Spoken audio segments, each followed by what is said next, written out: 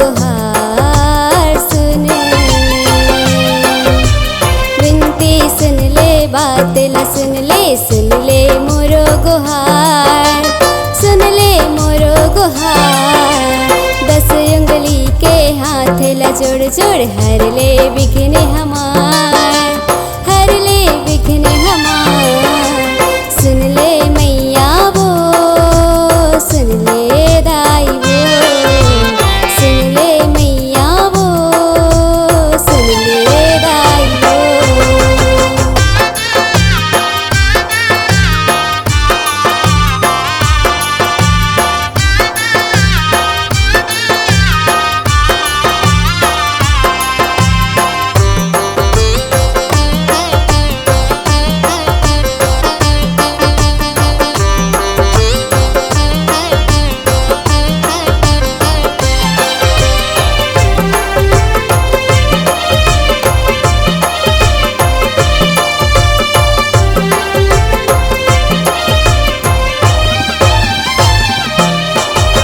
जग के दाई पाप मिटाए, 9 रूप के अवतार दिखाए, 9 रूप के अवतार दिखाए।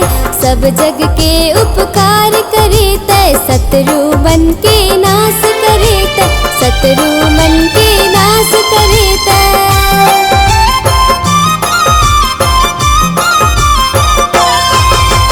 जब जब पाप बढ़े वो दाई, तब तय हाँ तारे वो, तब तय हाँ तारे।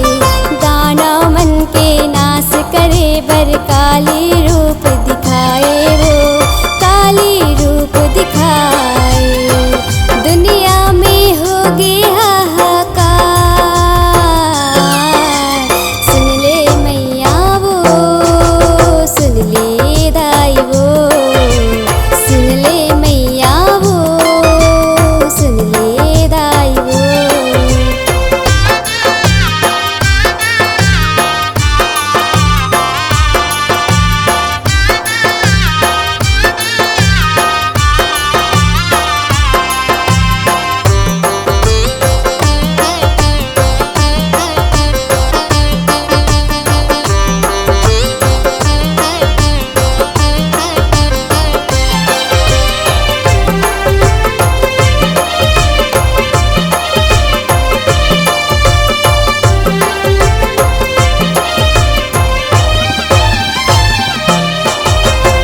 जब पाप बढ़े वो दाई, तब तय हाँ तारे वो, तब तय हाँ तारे।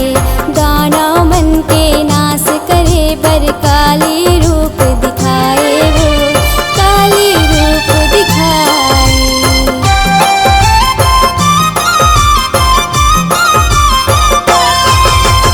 जब जब पाप बढ़े वो दाई, तब तय हाँ तारे वो, तब तय हाँ तारे।